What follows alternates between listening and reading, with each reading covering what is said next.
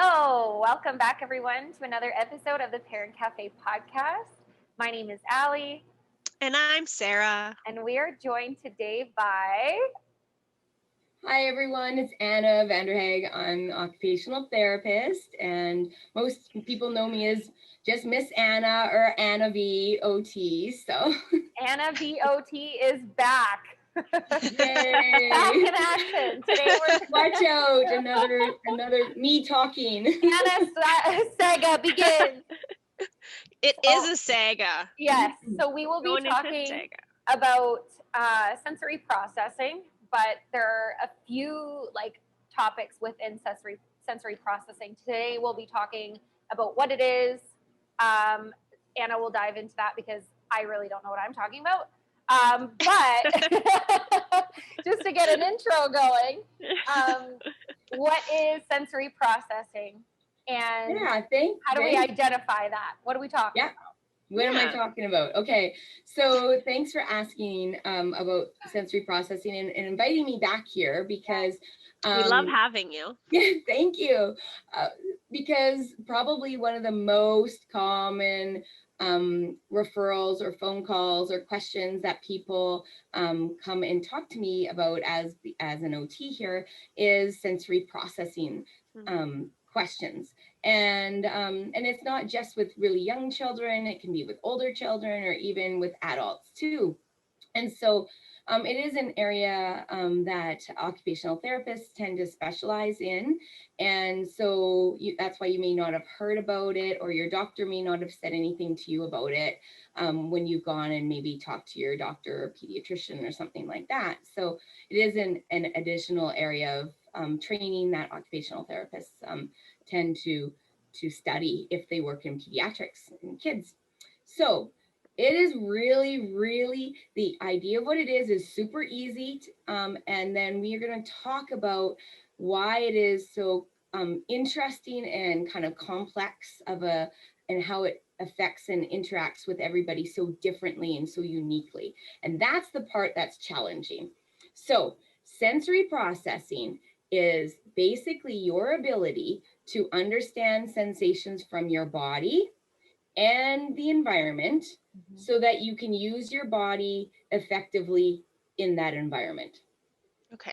So, for instance, and you need sensory processing and sensory integration for emotional and motor development. If you don't have sensory processing or that ability to do that, then you would have significant impairment in your emotional and motor development. So a lot of times people will see developmental pyramids and they'll have language and thinking skills at the very top. And at the very bottom, the base skills that every human needs and adult animals needs are the ability to interpret the body's senses at the very, very, very bottom. So they are their building blocks of being able to understand sensation from your body and your environment so that you can then interact in that environment or move your body in effective ways. So is it possible, Anna? Sorry, is it possible that someone at a very early age, this wouldn't be something that maybe a parent would catch? This is something that could just kind of fly under the radar. And then are there instances where in adulthood, it's almost unavoidable to notice that someone has some sensory processing problem? So usually with when kids are younger, what usually happens is people complain that their child is those really difficult babies, those colicky babies, really difficult eaters and feeders, the ones that don't calm easily. Those kids usually have sensory processing differences. And you don't usually not have it and then have it in adulthood. The time that would happen is if you have an injury as an adult. So if you have a stroke or a head injury, or you have a really bad illness that would attack your senses, then you can have sensory processing difficulties and changes as an adult. Okay. So because sensory processing is necessary for the development of all skills. Gotcha. So you need that to have a regular development. And so generally you wouldn't have typical development of sensory processing and then emotional and motor and cognitive development, and then suddenly not, unless you had an injury or an illness as an adult or teen, or right. So that would be called an acquired sensory processing impairment or difference. Okay. Yeah. And so I guess like what is really important to know is that there was lots of studies, you know, back in, I don't even know what era, but you know, in the last 100 years of like sensory deprivation experiments, when they were allowed to, you know, completely, you know, do them ethically. That wasn't an issue back then, right? Yeah, I was gonna say, were they ethical? You mean in the 90s? Yeah, well, you know, so, and yeah, then it wasn't also, that long ago. well, and then also, unfortunately, there were, you know, studies that were done inadvertently on really poor living conditions in orphanages, you know, and things like that. You know, they were well documented and such, and how it caused significant developmental and functional deficits in a child when they were exposed to such minimal sensory experiences. So you're typically, for sensory processing to develop, is it starts developing actually in the womb, and then the child's born, and then you have these senses, which we are going to talk about, because there are not just 5 senses, there's more than that. What? What? Mean they're teaching us everything wrong? I know, right? I know. And then as soon as the baby is born, then their body has to start to use their senses to notice their body and to notice the environment around them. So baby is born, and then, you know, obviously you have your big 5 senses that everyone knows about and talks about. So your sense of smelling, and your sense of hearing, and your sense of vision, and your sense of taste, and your sense of touch. Like those are the ones that everyone talks about. And that's what I thought we had also when I was younger as well. And you think of a baby that comes out, and you know, the poor little things are like, oh my God, bombarded with all of this sensory information from our environment, from their ears. Now it's not muffled. They could hear before, and there's all those studies, right, that show babies hear in utero, but it's now not muffled.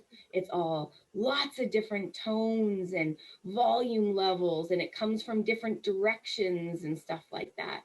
So there's the auditory or the sound processing that body has to develop and figure out.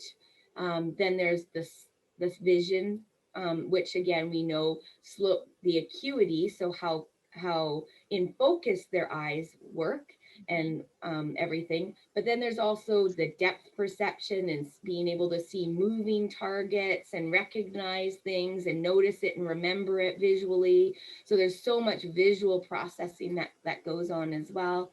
And again, think of touch, how some babies, you know, love to be, have soft blankets on them, and some babies don't care. They can just be, you know, you can change their diaper and they can be naked and they don't care. It doesn't bother their skin. And other babies are like, oh my God, don't make me naked.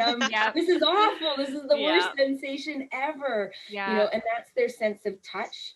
That's their skin is your largest organ. So would you say it's problematic? Like, like you're saying, so some babies like really love a soft blanket, and you can kind of tell they're like snuggling up to it or like feeling comfort. Some babies, you take their clothes off and they don't care. Some babies, you're putting clothes on and they don't like it. So is that where you start to notice differences, or is that just like they're still a baby? Like, so, I mean, you know, so I have a really strong opinion that, you know, babies are born a certain way with their sensory processing already kind of how it's wired. So how the body and everything is wired. And we're going to talk about that next, actually. And then, then it depends on the environment that they're in, of how they also are exposed to more senses, or if how the parent or caregiver is responsive to that child's unique sensory needs. So if you are a parent and you're able to really read your child well and figure out their little quirks and sensory likes and dislikes, then it's all fine. It all works out really good, and everybody's happy, and mom's happy, and baby's happy, or caregiver's happy, and they're not stressed out about it.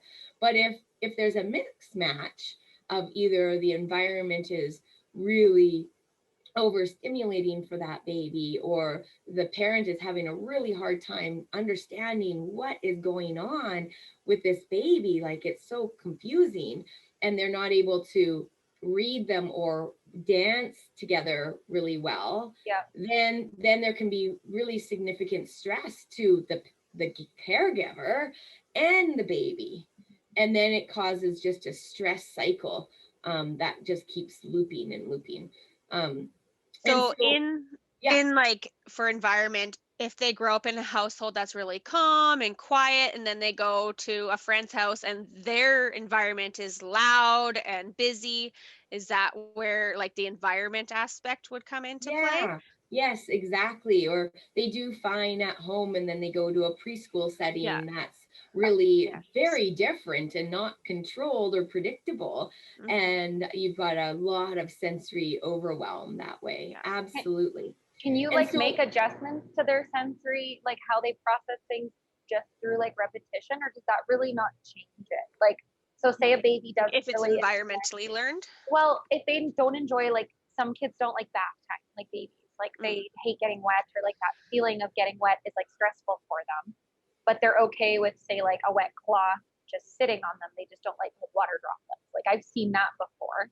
So if you're like repeating, will they get used to it, or is it like they just won't really enjoy the water, period? It's done, it's wired. Well, so good question. And it's probably a better question for when we talk about sensory processing differences. And then I can go all into that and what we can I'm all over the place. What we can do to help those kids and stuff. And I know you want to jump ahead, and but I'm not going to jump ahead. Okay, sorry. That's okay. Because it's so important to understand the senses first and understand how our body actually, and our nervous system, our brain and our nerves and our sensory receptors work. Then it helps parents understand their child a little bit better and look at them with a different lens. So I that's what I want to talk about today specifically, because this is the information that I share all the time with parents, and then it really helps them have more understanding of our bodies. So, and then more empathy to their children. So I'm like a really visual person. So I'm writing down like smell, and then I'm going to hold up a whiteboard, because then at least I don't have to like try to touch my screen and use the whiteboard on that. So smell, hearing, and all of these senses have like, more formal names. So if you work with an occupational therapist, then they might call, sight, they might not call it sight, but they might call it this, visual processing. Right. They're all exactly the same thing. Like auditory and tactile. Auditory instead of, is that backwards or is that correct? No, that's perfect. Yay. Okay. I always forget which way is backwards. So your sense of smell, your sense of hearing, your sense of sight, taste, and touch. Those are your 5 that everyone talks about. And those are what we call kind of our outside senses. So they come to our body from the outside. So smell comes from the environment, and hearing comes from the environment, and sight, taste comes from putting it into your mouth, right? So everything comes from the outside. And then your body has to do things with it. Right. So I'm going to write the next 3 in here as well, and then we're going to go over how these actually kind of work. I remember you mentioning the 3, I think it might have been the first time you were on, and I already forget them, but like I know what they do, but I don't remember like what they're called or how I would like identify them as like a sense. Yes, and we're going to go over them more because we don't really use those words. Like we use these top words all the time. Like everyone just uses them, right? I smell this. Yeah, and the bottom ones we don't, because they are our internal inside sensations, and our body just does them automatically. Right. And when our body is working well and our sensory processing is working well, there's no need to even know about them, really. Right. They just happen. And so that's why, you know, they are not really common knowledge and common lingo. So and not talked about in school and stuff like that. That's exactly right. So the bottom 3 are your internal senses. So they all happen inside our body. So proprioception, vestibular, and interoception. So these 3, and I'm going to go dive deeper into these 3 today because they're really important, even though we don't talk about them very much. And the reason they're important is because when a child or an adult or anybody is struggling with sensory processing, they're almost always struggling with these ones. Okay. Yeah. The secret senses. Yes, that's what they are. And that's why it's confusing for people to understand sometimes, because they're taken as behavior issues or other problems. So yeah, so we're gonna go back to our top 5 here, and this is the same with all of these. So we have our sense of smell. Yep. And every single sense has a receptor. So I'm gonna draw it in red. So it's gonna be a receptor. So our sense of smell receptor is gonna be our nose. And there's like fibers inside our nose, and there's cells inside our nose that actually are responsible for noticing a smell sensation. Whose nose is itchy right now? I was just gonna say, I saw you like. You have to watch our previous podcast if you get that joke. Inside joke, everyone. So it's how I describe this to little kids when I'm actually teaching them about this, because I teach them this as well, is I say we have like satellites on our body that are responsible for noticing signals from the outside. So we have little receptors in our nose. So our little satellites are in our nose that notice sensation, and they go along some wires or nerves. So it sends information on wires or nerves, and we go all the way to travel all the way to our brain. I'm really loving this visual because I'm such a visual learner. So this is like, I'm like, oh my God, yep. Perfect for me. I like these different colors. So, that's right. So your nose does not smell things. Your nose receives information, a sense, and the receptors get activated, or they fire a little electrical impulse that travels on a nerve, and then the nerve goes to the brain, to a part of the brain that now has to process this sense of smell. So it goes to the olfactory section of the brain. And with smell, I wrote this one first because it's a really, really, really, really primitive sense. And that is what we don't even actually have conscious thought over our smell a lot of the time.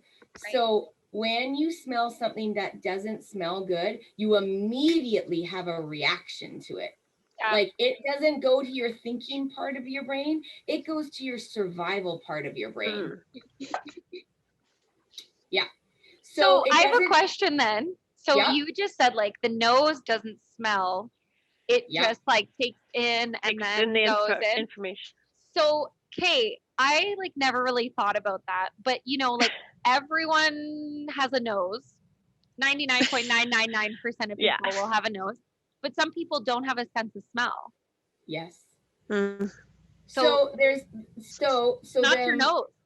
That's right. Your receptors. And unless your receptors have been damaged in some way by, you know, chemical damage or something like that to your actual receptors, it's probably not your receptors that are damaged. It's probably the part of your brain that is responsible for interpreting the sensation of smell. Right.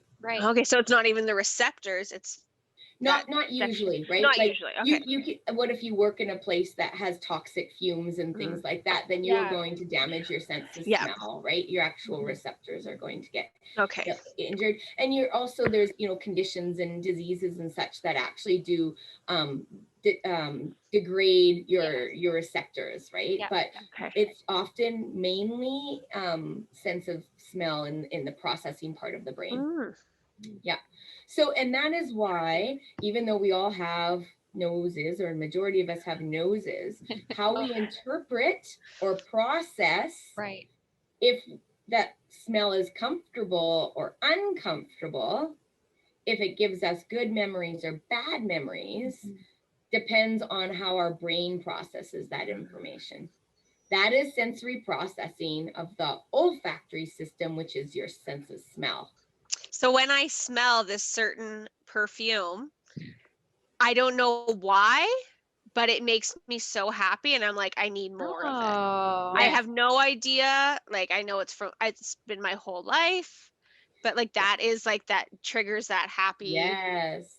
For me, it's Play-Doh. Play-Doh. Play-Doh. That is so cool. Okay, I'm gonna draw a really poor drawing of a brain here. But I'm excited to see it. I know. Okay, so this is pretty bad. That's pretty good. This is like a side view, everyone. So you're looking like sideways, like this at the this way. I'd be like the front of my eyes and head. Ooh, kind of a flat head, like Neanderthal brain here. There we go. Your frontal lobe. There we go. Missing a little bit. Frontal lobe up here, right? Okay. So the sense of smell comes in through our, you know, nose, right? That's our receptors. It goes on nerves. It travels on olfactory nerves back, through here, and then it actually travels through our old part of the brain. The corpus callosum. I mean, there's so many structures in there, you know. Yeah, so it has to travel through the old part of the brain. That's just kind of where all of our senses go through. Older part of our brain. So this is more of our developed frontal lobe part up here.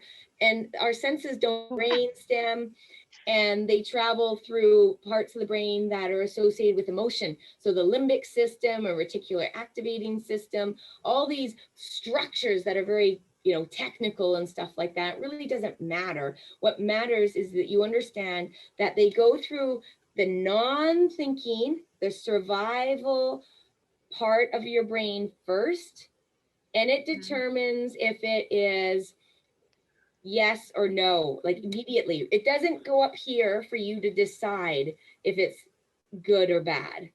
So that is why, Sarah, when you smell something, a certain smell, it immediately makes pleasurable feelings for you. Yeah, you like I would like control want to contain it. Yes. That it's like makes me so happy. Yes, and so it goes past your limbic system, which has all your emotion stuff, and your, you know, there's all these other structures there. That's not important. So what's important to understand, it goes through your survival brain first. If the survival brain, your lower part, your old part of your brain, if it deems the sensation pleasurable or not harmful to your body as a human, then you're going to get lots of pleasure experiences from it. And have positive thoughts about it and all that kind of stuff. If your brain, your old part of the brain here, survival brain, goes, oh my God, that's awful. Oh my God, you're in danger. Danger. Then you're going to have some sort, then it's going to go up to the rest of your brain to process and figure out, oh my God, you know, I don't like that at all, right? but you're going to have this reaction immediately. So when you have a reaction to a smell that you hate, and it's like immediate reaction, get me out of here, that's your survival brain, fight, flight, fright, you know, get me out of here. It is awful. Your anxiety goes up, everything. That makes so much sense. I know it. That is how sensory processing works for every single sense. Every sense. So every single sense, here's your sense of hearing, and your receptors for hearing are in your, you know, say your drum and your anvil and your hammer, and they hit things, and then little vibrations of sound vibrations travel. So here's your ear structures, right? So your hammer, drum, anvil, all that, right? All that. Then they travel on nerves. Your ear does not hear the sounds. It just interprets the vibration sense. Woo, travels on nerves. So you technically don't need to have an ear to still, as long as your nerves. Yes. Think of this. What? Think of this. What does a cochlear implant do? A cochlear implant. Oh yeah, receives the vibration senses from sound waves, turns that is what a cochlear implant does, and it turns it into electrical impulses that travel on the cochlear nerve and go to the brain for the auditory processing part of the brain to interpret that information. So if I didn't have a nose, would there be something else that could smell? They do not have prosthetic devices for that. Even like for vision and stuff, they're very rudimentary forms of that they do have, but they're rudimentary. Maybe this is a rumor I heard, but I heard before like someone could smell through their eye, like tear duct, and they could like blow bubbles through them and like breathe through them. There might be somewhere, you know, very unique cases out there, but you know, I'm not sure. I know not for everybody. I know you can get like air bubbles and things like that. We're gonna get weird now. Yeah. So going back to this craziness. So again, our brain has to then notice all of the signals and sounds that are coming, and then the brain has to. So remember, it still has to go through. So even the auditory stuff goes through the brain stem, the old part of the brain. If the old survival part of the brain deems that sense of noise that they heard, that it was a threat to their body, then they're going to go into a startle reflex or a fight, flight, fight reflex, and cause the stress response to happen in the body. If the auditory system goes through the old part of the brain and the survival part of the brain goes, ooh, I like that. That's not harmful. I'm not a threat right now. It's not going to hurt me. Then the rest of the part of the auditory part of the brain that processes it can be like, enjoy it. Okay. Cool. It's when I hear my child screaming bloody murder, I'm like, you run away. And I run away. Yes. But when I hear like a good band, I'm like, yeah, give me more. Yes. I must be here. Yeah. Okay. Yeah. That makes sense. And that's why, certain sounds or beats or tones or pitches are different for different people. Like high. That's right. I've seen like this trend where it's like, as you get older, I might be off topic now. Anyways, as you get older, you can't hear certain. You know where this is going. Like high pitched sounds. Yeah. Have you heard that? Like. So that's just a fact usually of aging. Yeah. And so I can still hear those, by the way. Me guys. too. So that would be a change at that this level here, that the amount of input that has to come in, so the amount of sound vibration has to be intense Right. Okay. For the brain, to travel on the brain, for the brain to register it. Okay. Okay.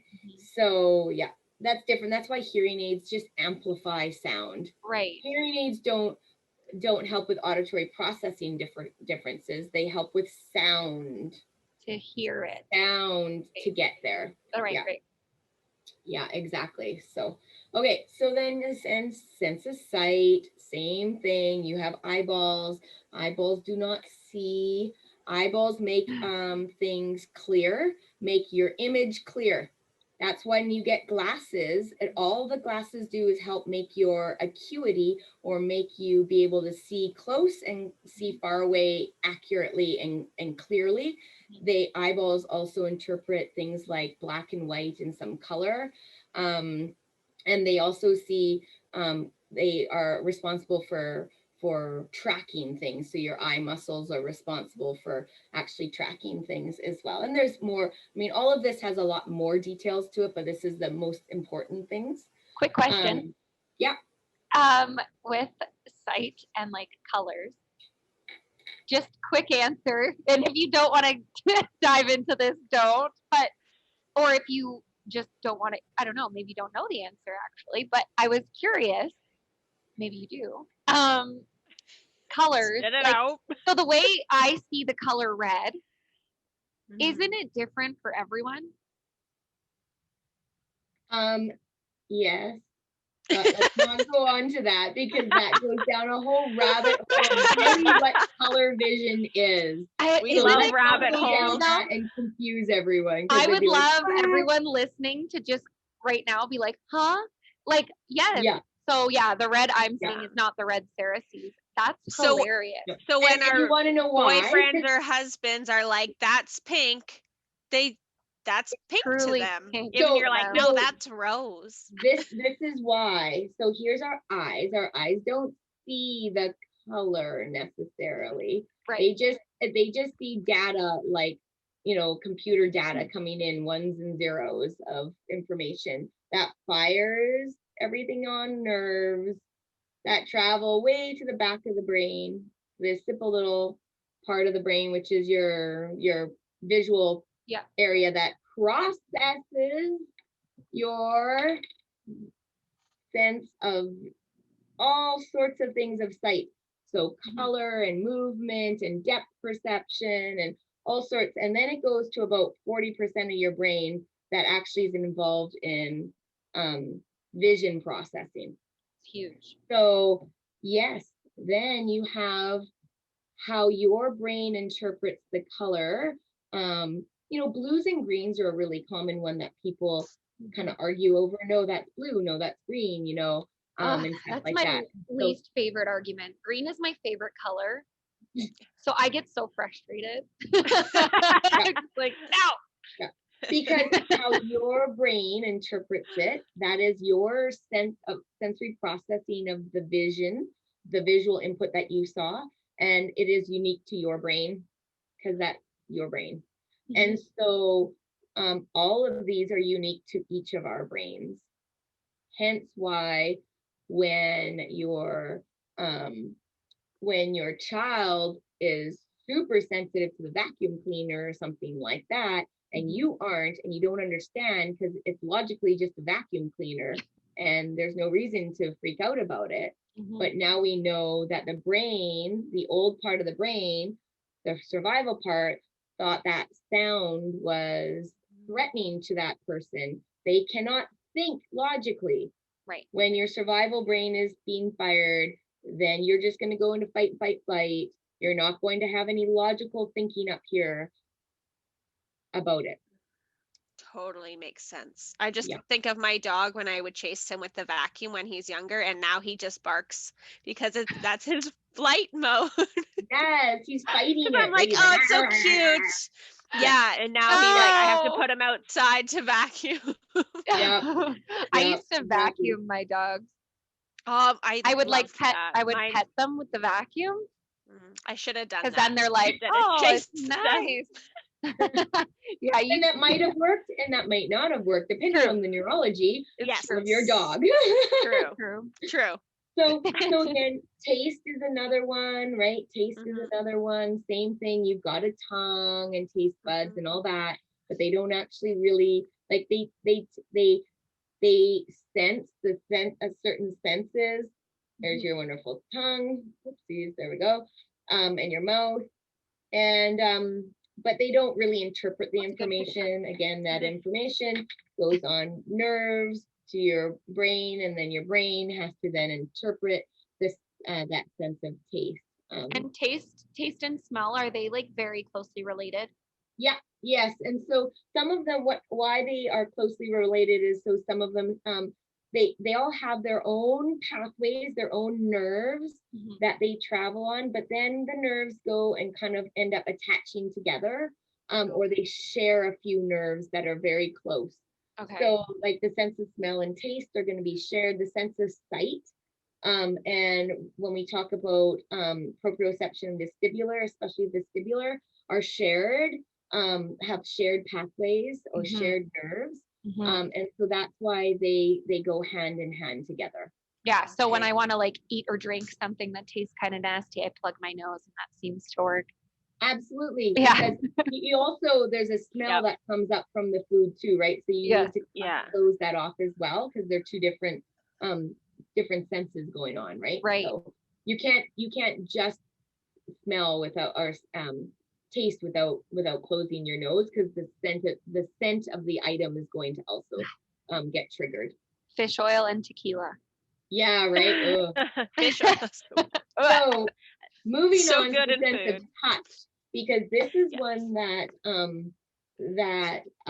it can be a huge area of frustration for people, and then a huge area of discomfort. So this is your skin. Yeah, that one I feel like, I don't know. You know what?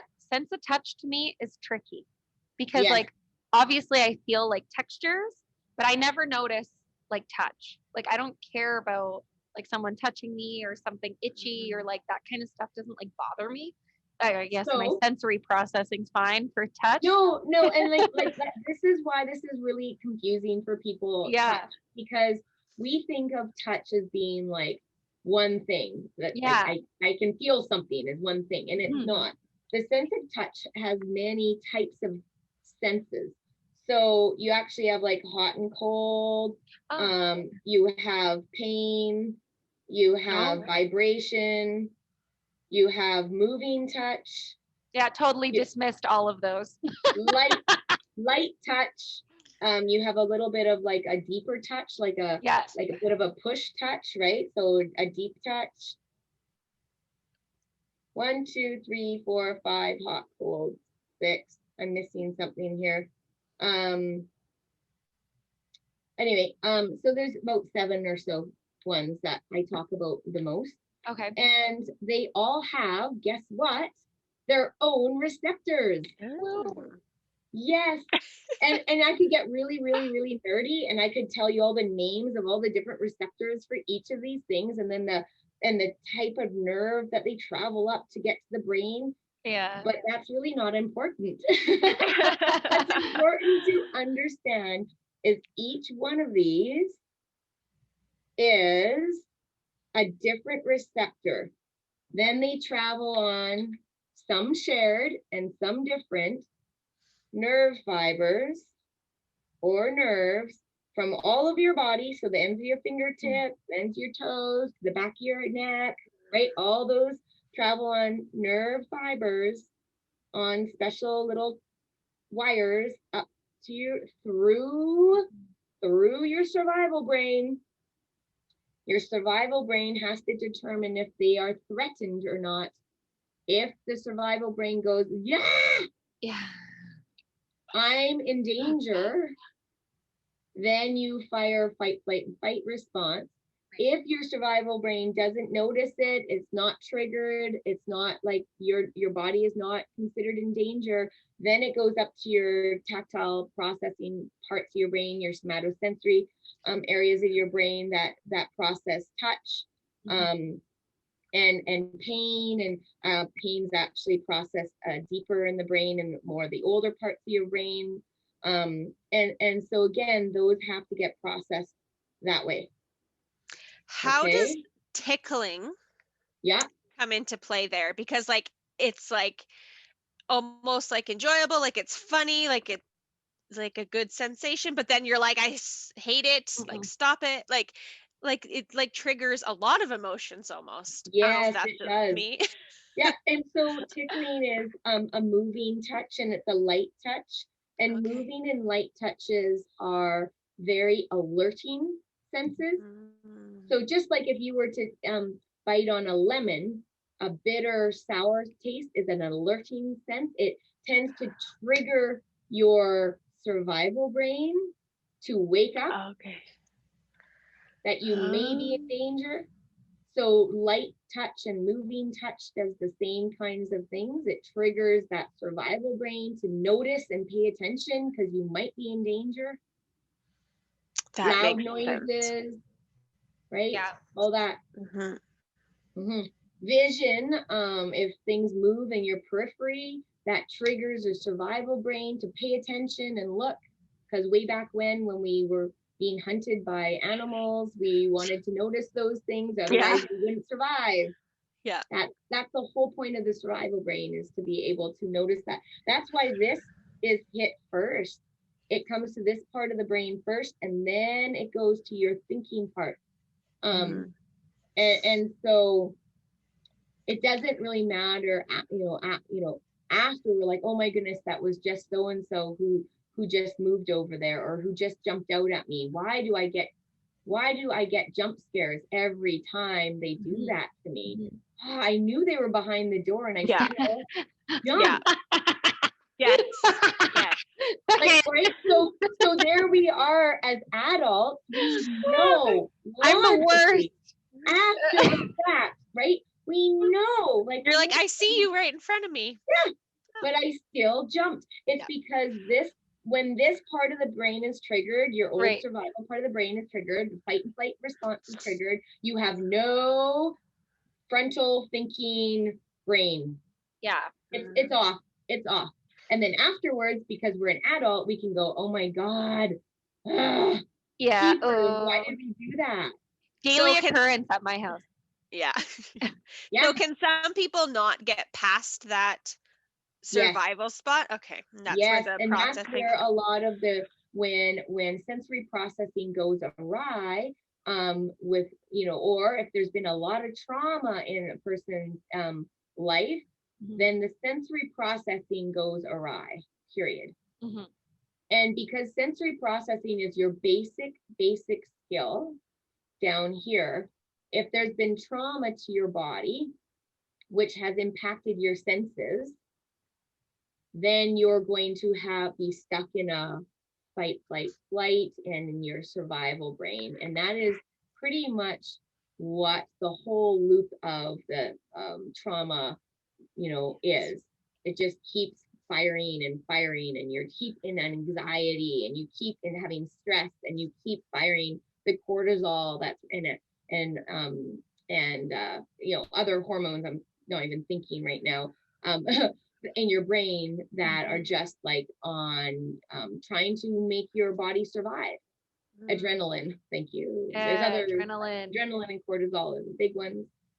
And so, because when your brain, in your primitive brain, your survival brain, when it thinks that something is harmful, or that your body is going to be in harm's way, then they fire adrenaline and cortisol. And the reason they fire that means they releases it in your whole body, releases that. Not just in your brain, but your whole body releases it. And that makes your heart rate increase, and your lung breathing go up, capacity be able to be bigger, and it makes your muscles tighten, because then you are ready to bolt. Right. And protect yourself. That is what if you don't have that burst, then can you imagine like, uh-oh, I'm in danger. Oh, well. And some people do. Yes. Well, then you can shut that off. You can actually shut the system off, and really, which is really, really, really unhealthy, very scary when you get to that point, because then you've shut your whole system down. Yeah. So yeah, so skin is a really big one. It's your whole body. You take in skin and tactile sensations with your clothing that you wear, when people are touching you or bumping into you, and all of that kind of stuff. So skin is a huge, touch system is a huge, can be a huge area of input from the environment. So a lot of sensation comes in through your skin that we, again, can tune out. If it's working well for us, our brain just tunes it out, and we don't even notice our clothing.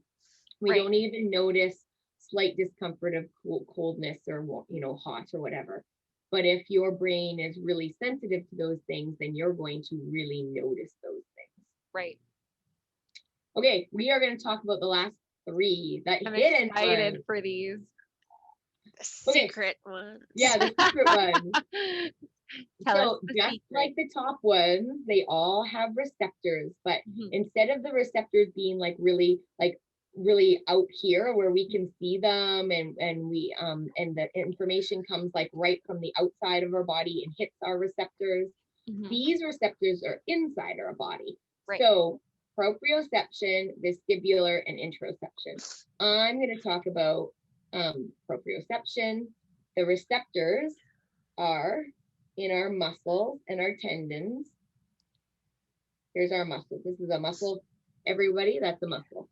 Here's our bone here. I'll draw a bone so it looks a bit like looks like a hot dog. There we go. Now it looks like a corn dog. Exactly. Oh no. Now I'm hungry. That's it. So our receptors for our proprioception is in our muscles and in our tendons and our ligaments. See, I thought I knew what proprioception was, and now I don't. Yeah. So it is our sense of where our body position is in space, and it senses movement of our muscles and our joints. So, and it then gives us an awareness of where we are in location. So for instance, I'm going to give examples because this is the easiest way to understand this. You are sitting on a chair right now, and if I ask you, what position is your left ankle in? Don't look at it. What underneath my thigh. Okay, so is slightly tilted? Is it crooked? Is it twisted? Is it right? Yeah, it's completely not how it should be right now. Okay, and you can you could tell me and feel how the position is of your ankle without using your eyes to look at it. Yeah, for sure. Yes. Yeah. That is your sense of proprioception. That makes sense. You don't normally think about it ever. No. We never think about it unless there's a problem. For instance, if we are doing a yoga pose that we have never done before, and we have to put our body into a certain position and hold it there, how much brain power does that use to try to make sure all your joints are in the right position to hold that pose? Or like when you're doing a plank.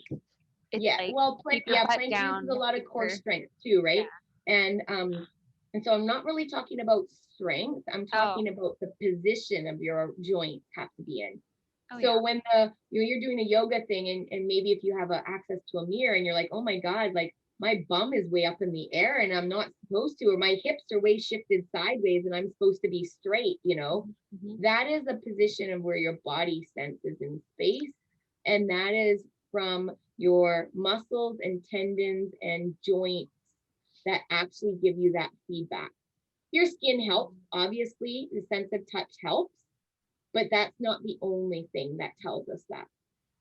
So when our little senses, when our tendons or muscles are stretched, little receptors in there, little things like, muscle spindles and Golgi tendon apparatuses and crazy, geeky names I can list off, get stimulated, and they fire electrical impulses like all of our senses on nerves,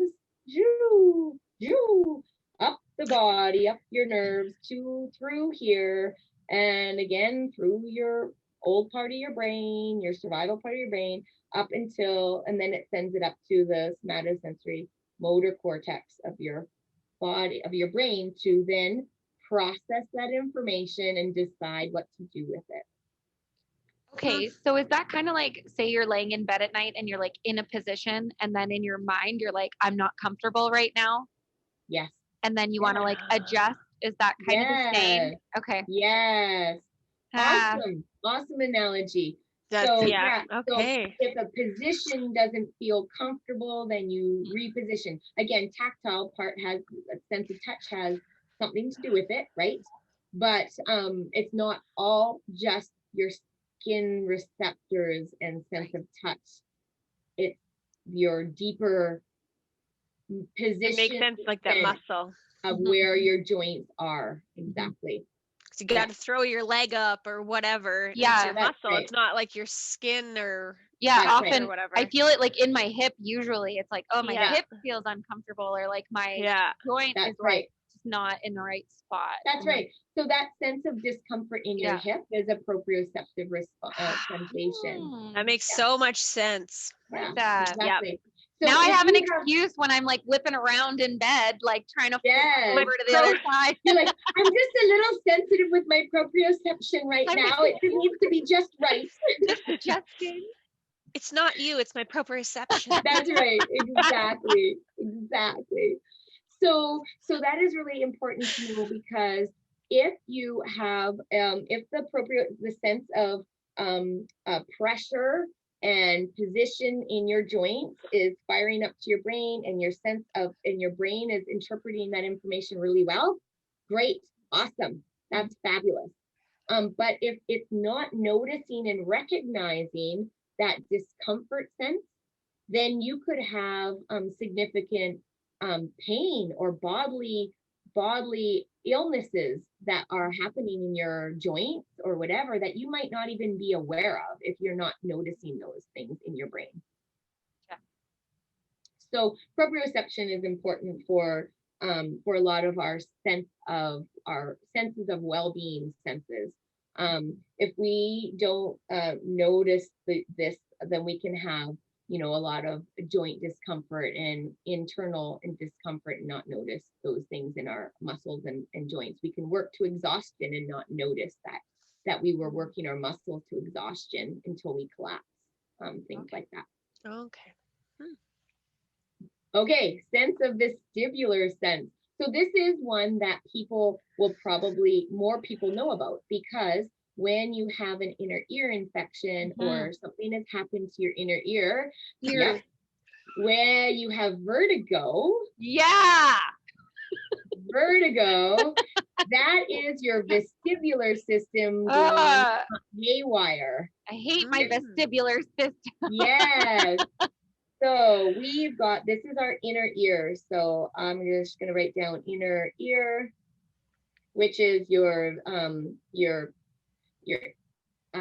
semicircular canals that a lot of people who have vertigo learn about, because they have to do little exercises for their semicircular canals, and your otolith. So you have two receptors in your inner ear, two of them that are responsible for balance and movement and spatial orientation with relation to gravity. Okay, so it lets us know about the movement and our position of our head in relation to where gravity is in the world. So it also helps us with direction of movement. So we've talked about all these things here, and yet not one of these has talked about walking our body through space, running through space, cartwheeling through space. The ability to do that has to do with our vestibular system working with our sense of proprioception and vision and touch. Right. If we didn't have the vestibular system for that, then all of our balance and awareness of spatial awareness is impaired and is impacted. Are there things that so for me, I get really bad vertigo if my iron's low, because I am anemic. I've always have been. So is that like my vestibular gets affected by my like iron? Do they work together like vitamins and like minerals and then all of the systems? So, I mean, you have to really think of our bodies as a full system, right? Yeah. And so all of it can be impacted by medical conditions, such as our body's ability to have iron and oxygen, the amount of oxygen then that's in our system, right? And the amount of minerals and nutrients that our body has, the amount of sleep that our body has, and rest and recovery time, all of that impact sensory processing. So metabolically, even below sensory processing, your metabolic system has to be working medically. If your insulin's out of control, it doesn't matter what your sensory processing is doing. You need your insulin levels and everything good. You need your iron levels good. You know, like that's why like one of the very, very first things I tell parents to do is go and get a blood work done for your child. Check and see if their iron levels are good. Check and see if their vitamin levels are good, their B's and stuff like that. Like those are really, really important systems, because all of those minerals and chemicals, that is actually what helps transmit this information along nerves and from receptors and then the brain to interpret it. That's what that is actually what makes all that stuff work up there. Okay. So yes, absolutely, it's all impacted. Like us, if we are sleep deprived, right, my sensory system and how my brain interprets sensory information is different than when I am well rested and have eaten. Yes. Yep. Yeah. So they are all connected. Okay. Our vestibular system is really, really, really, really, really cool, because it's our inner ear, our otolith, and our semicircular canals. And they are what, if we are swinging on a swing and you close your eyes, you'll know you're moving through space. Okay?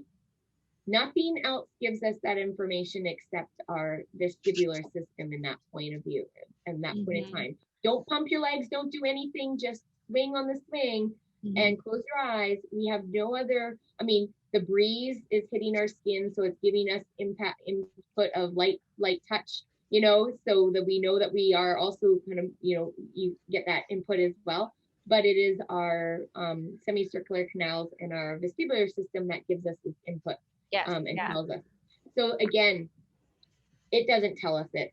It sends it on signals, and the signals go up. Oops, now it's looking like it's going up through the brain, but it's coming through the brain because it's way up here, and through the brain, through the survival brain first, like all the senses.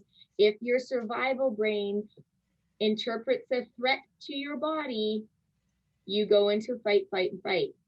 So, fear of heights. Okay. You can be standing on one of those glass plank floor things, and some people, their vestibular system does not get triggered by their brain, by their survival brain, and then it can go to their logical thinking brain, and their thinking brain can be like, man, this is so cool. Look at this. We can see all the way down there. This is amazing. Wow, that's awesome.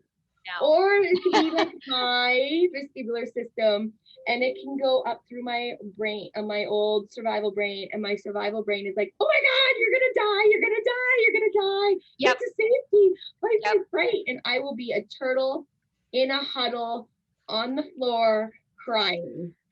And it doesn't matter that I logically know that the glass holds 10,000 pounds or anything else. My anxiety will be so high, my fight, and fight will be triggered like crazy, and cortisol will be ripping through my system, and my heart will be pounding like crazy. I'll be sweating, I'll have a nauseous stomach. You betcha I am, no. Can that change over the years? Yes, it can. So, because I'm like, when I was younger, like I feel like I had no fear of like heights and whatever, and now I'm like, and I just, maybe I know like I could fall. You know, so too much. Like, yeah, like, but I'm like, I know this ladder is safe, but I used to scale it, no problem. Now I'm like, oh my God, don't climb on that ladder. Like, why? Yes. So I mean, I haven't done like all the research or reading about like the exact mechanisms and such, but one of the things when we change from being children to adults is we stop doing all of this vestibular play. Yeah. So vestibular play, senses are you use it or you lose it. Mm-hmm. So if you know, like there's studies where, you know, they, you know, rats and mice and stuff like that, and then they're born and they're all healthy, and then they cover them up and blind them, you know, like with covers and stuff, and they're only given small amounts of light a day, like these sensory deprivation experiments, and their sense of vision deteriorates and goes away, right? So the same kind of idea with any of these kinds of senses. If we stop using that sense a lot, and in all the ways that sense is supposed to be used, that means cartwheels, somersaults, rolling. Like, when was the last time as an adult you did a cartwheel? You know, Ooh, never in my life. More recently than I would like to admit. Right? And you know, like, I can do cartwheels and I'm fine with it, but even like, and I do somersaults and I do this stuff, this kind of play with kids, because that's what they somersaults I'm fine. Cartwheels, I'm afraid I'm gonna break everything in my body. Yeah, you like think about it. Yeah. But even with somersaults now, I get dizzy after one somersault. I'll do one somersault and then I can feel it dizzy, and then I can do another one. But I can't do multiple somersaults in a row like I used to as a kid. Yeah. So when I spin, because Abby always wants to be spun, so we spin her, and like she can keep going, but I'm like, I spin a couple and I need to sit down for like 5 minutes because I think I'm gonna throw up. Yeah, that's the same thing. This is the vestibular system, and the vestibular system is so important because it actually helps with attention and focus and vision skills. And so when children are young, what they are supposed to be able to do is move their body in all sorts of ways, like climb and jump and swing and roll and crash and all of that, because that actually helps make this part of the brain mature so that it can handle all of those senses and sensations, so that vision and auditory listening and attention and focus can all develop, right? These are the bottom skills, the bottom rungs here. Those have to have lots of experience before you can then have the other senses, the other skills develop on top of that. So that is, so this is so important to be able to provide for children when they're younger. When they don't have lots of those experiences, then they can become easily fearful of movement or hypersensitive to things going on and movement and distractions around them, or they don't understand where their body is in space between these two, the proprioception and vestibular. So they have like a lot of difficulties with knowing their body awareness, or how much they're moving, or which direction they're moving, or if they're, you know, all that kind of stuff. So these are hidden senses, these ones that are critical to the development of a lot of higher motor skills in kids and motor abilities in children and adults. Basically, I have to continue driving over the Brazu Dam over and over and over and over until I no longer feel like I want to crawl into a hole. Well, it is definitely hard when, like, you know, when you're older, because our brains are less flexible. So when our brains are young, we have a lot of what we call neuroplasticity. Neuroplasticity just means that the brain can learn easier than when you're older. So when you're younger, your brain can learn a lot easier and faster. That's why kids can learn languages faster when they're younger. And when you teach them how to skate, they can learn a lot faster than an older person learning how to skate.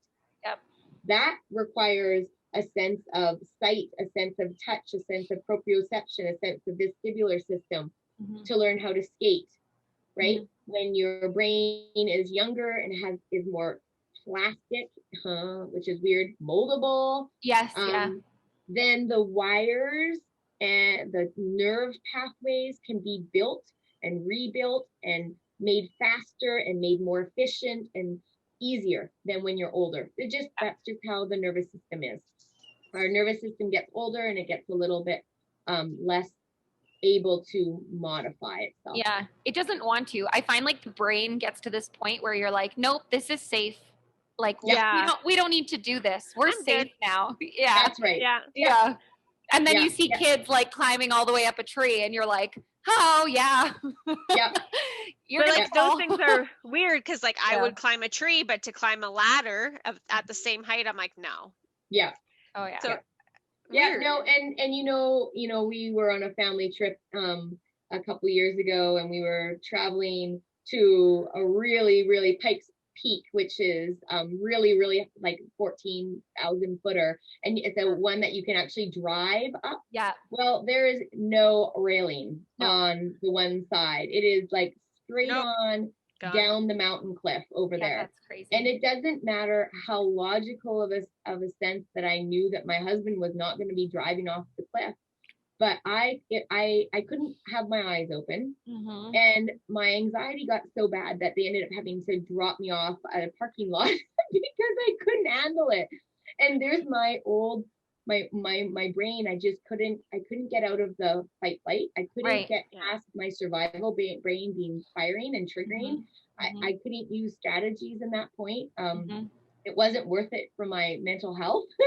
I'd be right there in that parking lot with you. Same. Yeah.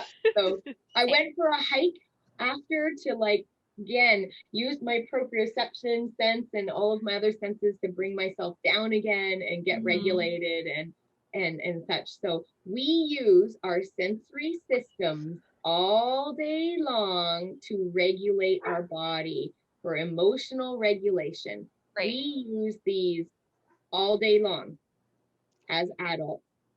We use this for emotional regulation, not just for motor skills that I've been talking about, like how you ride a bike or how you learn to skate or swing on a swing or, you know, all that kind of stuff. We use this for our emotional regulation. Yeah.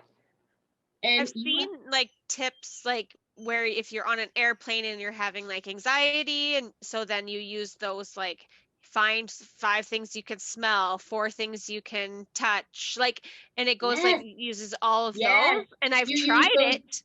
Yeah, it works. Yes.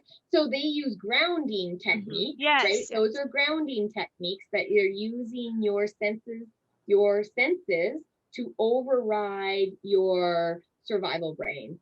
And try to get your survival brain to recognize some of the senses that feel good, that are pleasurable, that are releasing of dopamine and releasing of serotonin instead of keeping firing of the awful, like, you know, adrenaline and cortisol and stuff like that.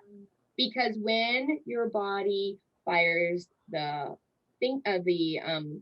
when your survival brain is firing, it's firing your fight, flight, fight, all your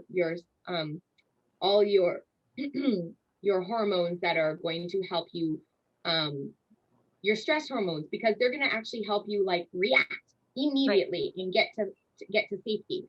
But if it doesn't fire that and your brain doesn't interpret a sense of threat, then and if your brain interprets it as actually like, because it can interpret it as neutral, you don't really notice it and don't recognize it, it's not really that big a deal.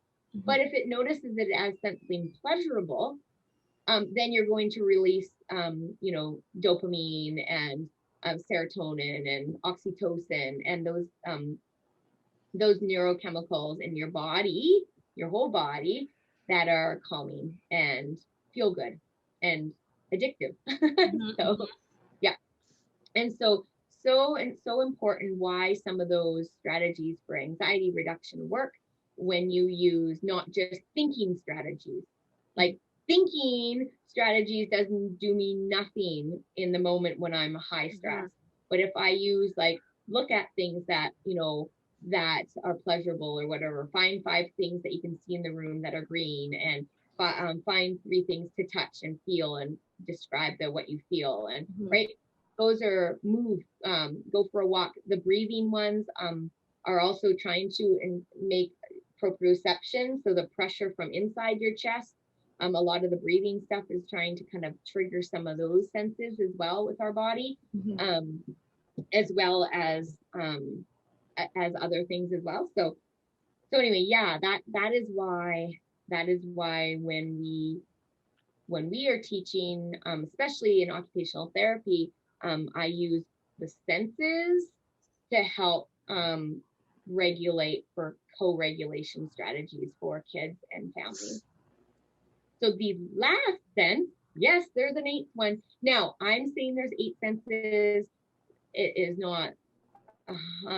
There's even like, you can split it and people can like, say, well, there's actually a little more, but I'm just going to say 8 for now, because they're generally, it's pretty agreed upon that there's 8 senses. Neuroception is a new kind of term as well that's coming out. It kind of fits in with interoception. So here's interoception. Interoception, think of it as inside our body also, and it is the sense of noticing signals that are inside our body. So when you have a fluttery stomach, butterflies in your stomach, when you have a growly stomach, when your heart is pounding, it's none of these senses. When your bladder is full and hurts, that is your interoception. You never would think that those would be senses. Like, you just like common, it just does it. Yeah. That's right. And that's right. That is why when things are working really well and development has happened well and there's been no injury or anything, these senses and all of our senses just they get received by receptors, they fire on nerves, they go up to our brain, our brain processes it, and it all works. They're just working. And no one needs to know about all this. And these just work internally, silently doing their thing and working. It's when they aren't working efficiently for our body that there's difficulties. And so for interoception is like our base one. And this is why I put it at the bottom here, because these are so important for our emotional awareness of our basic emotions of hunger, thirst, discomfort, like pain, fatigue, need to go to the bathroom. If you don't have the internal interoception, if these receptors, which are on all your major organs inside your body, that is why you can feel your heart pounding. That is why you feel your tummy grumbling. It's not your skin that's receiving that. So these are in your organs. So is that like headaches too? Yes. That's exactly right. Headaches. Thank you. Brain. Absolutely. So if you don't, so again, the organs, the little receptors in your organs get triggered, right? They are supposed to sense something. It fires on a nerve and it's flown up to the brain. Again, the brain has to go through this part again, and then it has to decide what to do with it, right? So most of that is just done automatically. There is no thinking involved. It just happens, right? So when a baby is a newborn, and they suddenly never had hunger sensations before because they were plugged into the umbilical cord and they didn't have to notice that before. But then the baby comes and they have a hunger sensation, something is uncomfortable in their body, and they have to, it triggers the survival brain to be like, oh my God, your body's in danger. And what do babies do? They cry. Yeah. Because that's their only thing they can do. So it triggers a stress response in the baby, and the baby cries, and then the caregiver tries to figure out what the problem is with the baby because they can't communicate. So they go through, oh, are you tired? Are you hungry? Are you wet? Right. You know, and you go through the senses Yeah. and you help regulate your baby. Right. Because the baby can't regulate themselves. They can't self-regulate yet. So interoception is so important. If some people tend to get hangry, and other people notice that they're getting hungry before they get hangry, right? So again, I get hangry when I've been working a lot and I've forgotten to eat, because I'll be so preoccupied with my other senses. I'll be preoccupied with my sense of vision or sense of auditory, because I'm talking to people and I'm looking at people, or I'm looking at work and I'm doing stuff and I'm keeping busy, that I forget about poor interoception down here, and I don't even notice the signals going off in my stomach. Or I tune them down, and then all of a sudden I have like no patience and my tolerance is done, and we're very similar. Food. Yeah. I get so mad, and like that's actually funny because Levi knows I'm hangry before I know I'm hangry. Yes. Because he can like see it coming from a mile away. Because to me, in my head, I'm like, okay, I ate my lunch. I can wait till 5 o'clock for dinner. That's 5 hours. Like, I'll be fine. But like 4 o'clock rolls around and I'm starting to feel hungry, but I'm like, I'll be fine. I can wait for dinner. He'll get home from work, see me like look like I'm about to rage. And he just looks at me and is like, you should have a snack. And I'm like, you should be careful. and then, okay, so then when you're already like, so you're in kind of like survival brain mode is now, I'm going to attack you. Yeah. I'm going to just like, and then attack you back. And there's no logical thinking there. There's no like, hey, thanks, buddy. Thanks for telling me that. Yeah, no. That would make me feel better. Exactly. That is your frontal brain would have to be thinking then and being activated. And it's not. It's stuck back here. Yeah. And so that's why when you say to a kid, are you hungry? And they're like, no. You don't say that to them, because they're not going to, like, right? Just no, like it's just, here's a snack. Yeah. Here you go. Yeah. Which one do you want? So I'm literally being treated like a 5-year-old, because it'll be like, here's a banana.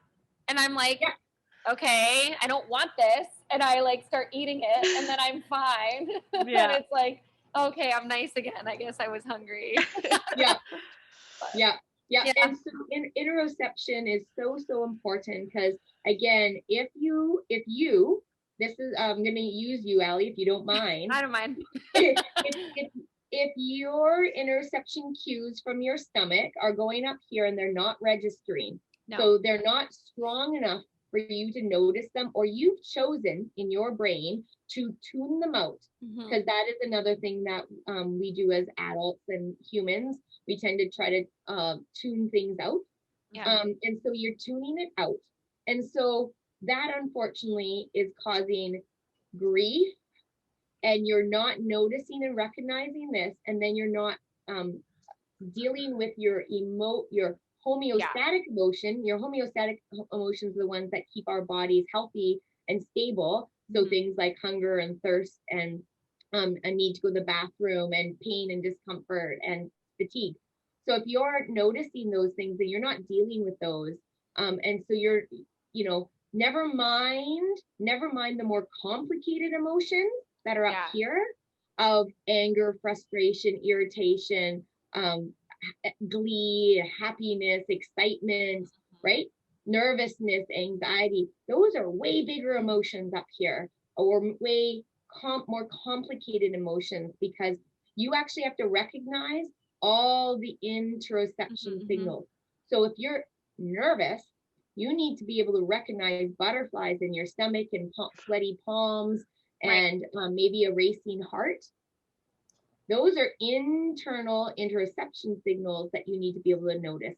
And then your brain needs to be able to attach them to an emotion. And then you need to actually use some thinking of what you should do about it without just reacting. Yeah, I'm bad. But I think like I'm also just pushing like, okay, I'm hungry, but I have other things to do. So like I can eat later. But Yeah. I know it's a problem. Yeah. And so, I think a lot of people are like that though. Yeah, Or like they ignore a hangry.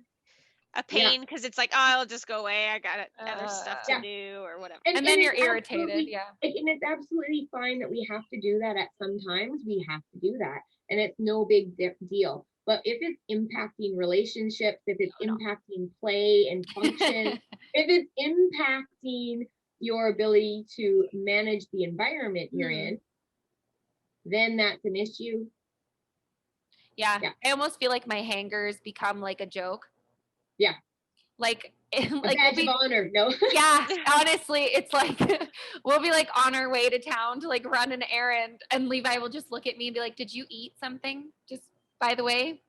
Like before we're setting out on this journey, just curious if you're It's just like, yes, I had crackers and cheese, I had a banana, like, and he's just like, okay, great. It's like we're gonna have a good time. Yeah. Is this gonna be a good experience or a bad one? Yeah. But I mean, and that's so important too, because understanding that about your own children and parents will know that, well, like some of their kids, they just need to always have snack packs because that's just how their child is. And other parents are like, yeah, no, it's not a big deal. Like they don't start losing it if they're just a little hungry, you know. So I wonder if I was like, I wonder if I was a hangry kid. I don't know. You have to ask your parents and find out, right? Yeah. Like, so I'm gonna quickly go over one more analogy thing, and then I think that will really give everybody a good understanding of sensory. So sensory processing, that's all the senses that are receptors in our body have to get fired, and then they go up nerves or pathways to the brain. And then the brain, the old brain, survival brain, has to determine if it's a threat. And if it's not a threat, then it goes up to the frontal kind of thinking part of your brain, not just the thinking part, but your neocortex, so your motor cortex as well. Right. And then we act on that in a thought process. If it doesn't go all the way up here, then we act and react in fight, flight, fight, freeze. Okay. Hanger. So that's really important, that basic thing. Now I'm going to use, so a lot of people use what we call like a cup analogy. Okay. So we'll say, okay, well, like think of this as your sensory cup for the day of all the sensory information coming into your body. So think of all those, 8 areas of bombarding of sensory information coming in, and it's lots of stuff's going in there. And then, it kind of like too many things go in there. I'm just throwing whatever's in my desk in here, and then eventually, as the day goes on, it's just been too much stuff that goes in there, and I can't fit anymore. And it starts overflowing out the top, and you have like explosion, right? Or a meltdown or something that triggers that fight flight thing. So that is one way people have talked about it. And I like to even think of it a little bit more specific. So instead of using one cup, which is always how I've talked mainly about it, is I'm going to use, guess how many cups? 8.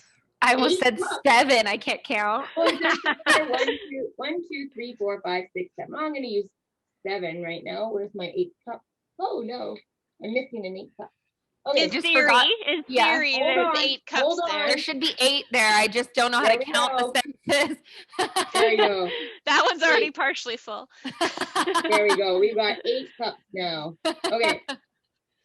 And as you can see, my 8 cups are all different sizes. I knew this was coming. I'm going to show this guy, you can see his happy face. Okay, so we've got all different sizes of our cups. So each of these are going to represent a different sensory system. So I'm going to use myself as an example. I have a pretty small cup for what I can tolerate for auditory information. It's my little cup. it gets filled up pretty quickly, multiple times throughout the day. Right. I need to take little breaks so my auditory system, my hearing can kind of recover. If I am around lots of people and lots of noise all day long, and then I come home and I hear lots of noise and arguing and TV's on and music's on, my head is echoing and I go into like, I'm not safe. Get me out of here. And so my cup overfloweth. And so I like to think of this as how we can think of our kids and our own self. Because number one, it's really, really important for parents to understand themselves first before, I mean, you can try to understand your kid, but first try to figure yourself out, because you're your own body and your own brain. You are not your kid's body and brain. So we're all just guessing with them. So again, think of our systems and what things can we tolerate. Vestibular system, I can't tolerate very much of that. I get overstimulated pretty quickly with that, or I get nauseous, or whatever you want to call it, right? I like I don't have issues in the sense of with proprioceptive stuff. So that things I like pressure, I like touch, I like all that kinds of stuff.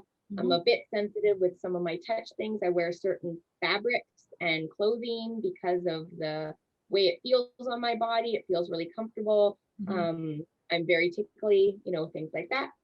And for new moms, I'm gonna say, like when they're always constantly like nursing or holding baby, like by the end of the day or week, they're like, I cannot, like, please do not touch me. Like I remember being like that, like I cannot.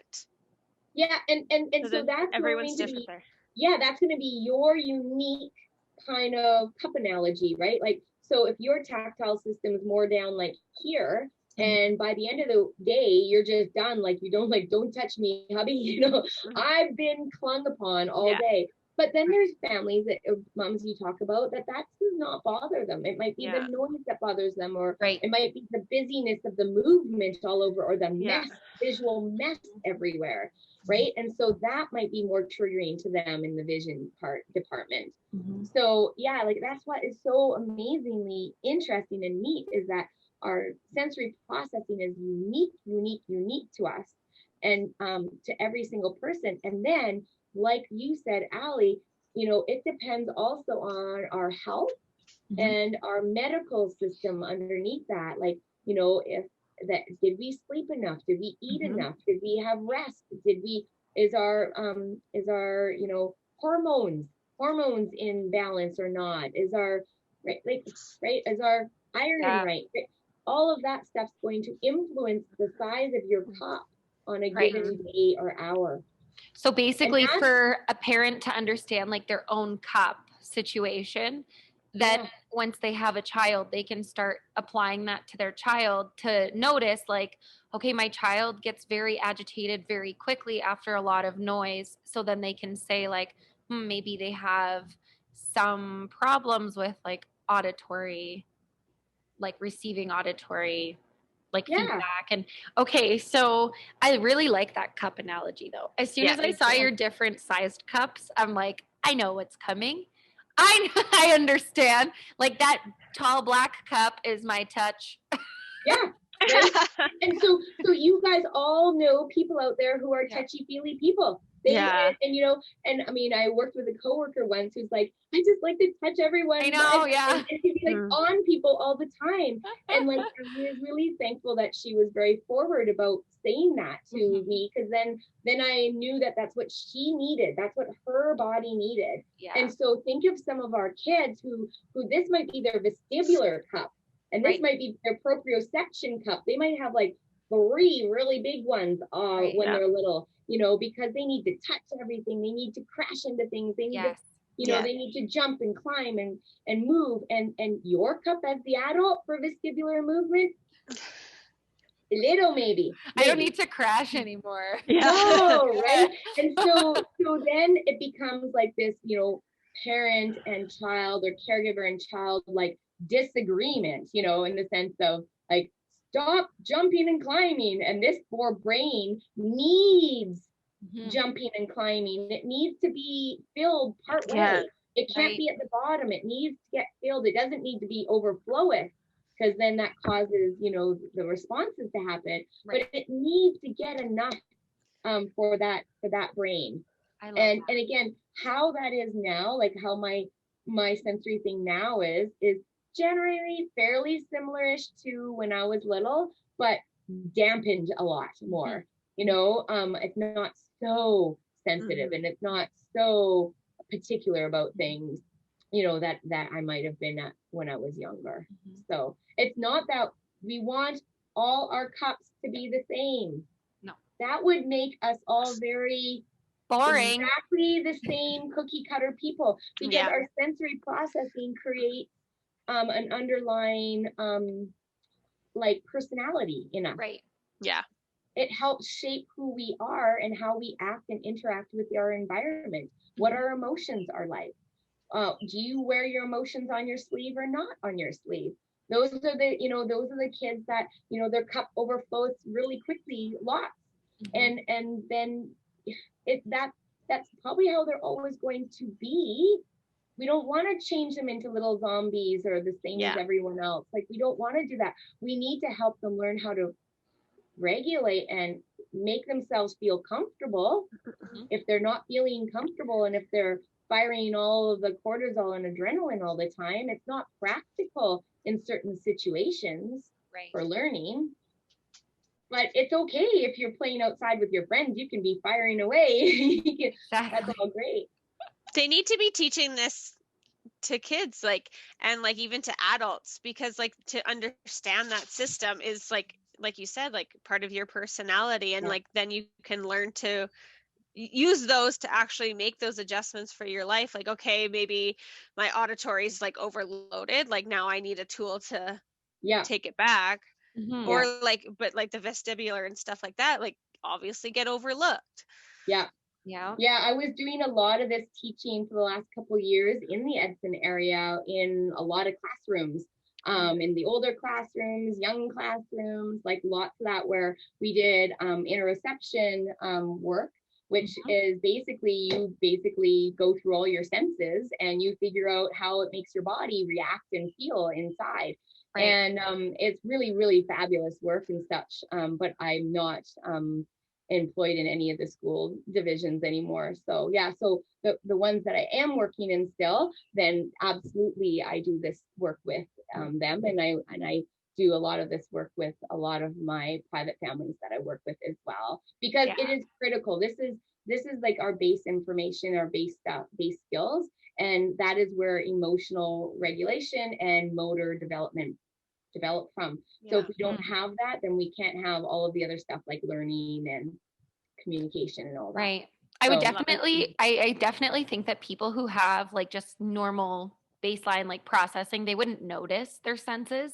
They're not thinking about it, right? So like to talk about it to this depth, someone who might be listening right now is probably thinking like, I never even consider my senses. I just like live day-to-day life. Like nobody actually sits back and reflects on their day and goes like, how is my taste today? Like how is my, you know what I mean? And so I find like it's even now when we talk about this, I'm noticing too. So you say like different personalities, it's like built upon this too, and which is true, because there are people who like can't go throughout their day without listening to music. Like they always have like an earbud in and they're constantly listening to music, or then that would mean that they really enjoy having something to listen to all the time. Or there's people who are like constantly watching videos or like YouTube and just have it even in the background, or like the TV is on at home just in the background because they enjoy like just having visual all the time. Where like I really enjoy darkness. I could nap all day. So like I don't know what sense is that? Yeah, and I'm the opposite. I'm like, open these curtains. It's too dark in here. So the sense of sight, right? So a lower level of lower intensity of brightness. Brightness is one of the types of vision, right? Like there's lots of things, parts of vision. So brightness is one. I am light sensitive again, too. Yeah. Brightness and light sensitive, hence visual sensitivities to light, right? Is how your brain processes that information. Other people would not find it intrusive or, bothersome. Your brain finds it bothersome. And you don't have control over that stuff. It fires, like we've said, it fires if your brain finds it bothersome, if your brain thinks that your body's in danger, or is uncomfortable, it's just going to fire immediately, fight, and flight. So what sometimes people will do is, okay, I've worked all day, it's been really light and bright and busy and visually stimulating. I need to go home and I need to either take a nap, because then I'm boom, closed eyes, no visual stimuli for a while, and I can decompress. That's me. And so, kids that I work with who have, visual processing differences, they'll often come home from school and they literally will crash,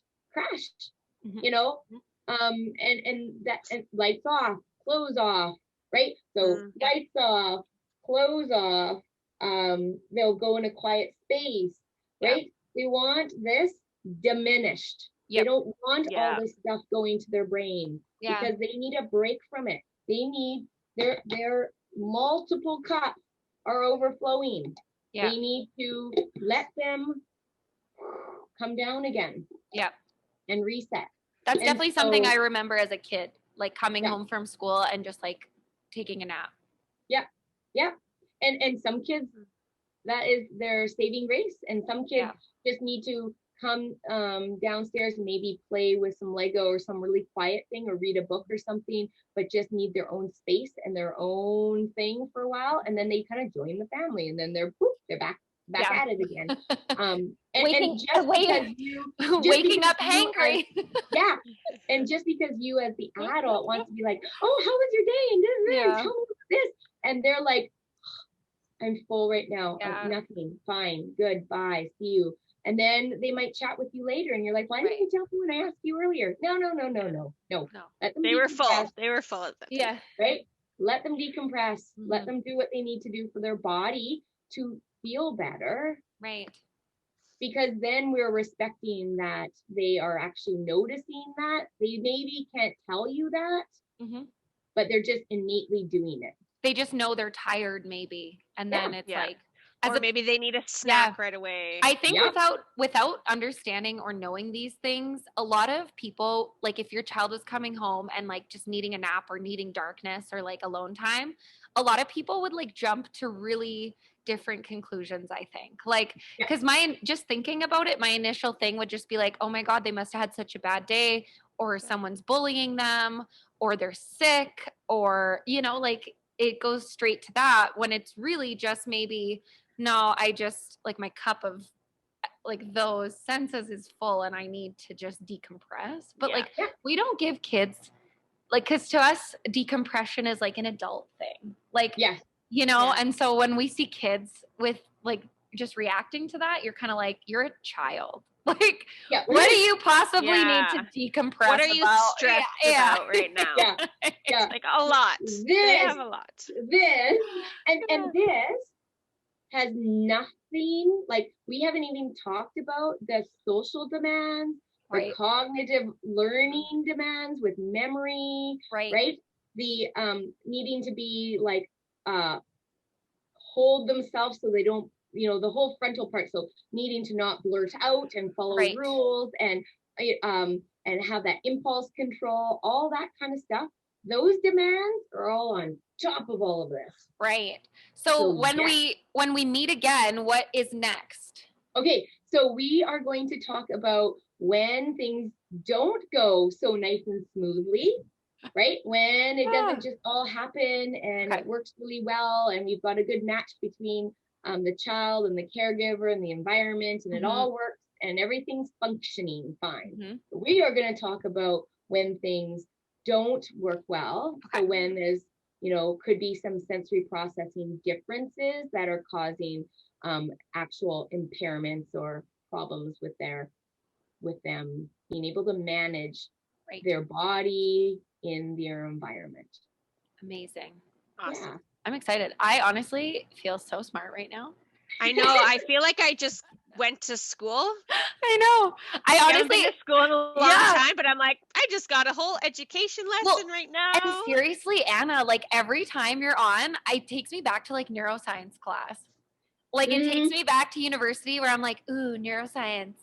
Like, tell me more. Let me like, and it's like the words are popping up in my head, and I'm just like, these are so funny. Like they're just tucked away. Yeah. I know. I love all that. I love that. It's great. Yep. Well, thank you so much. Thank you. Everyone, if you're interested in finding out more about Anna and the things she does locally, of course, you can find her on Facebook. Yeah. Anna has a page. VOT. Yep. Anna VOT. And be like Victor. Yeah, exactly. Or send us a message and we'll connect you, but we'll link her in the description. So great. We will see you next time. Thank you, Anna. Thank you. Bye. Bye, everyone. Bye-bye.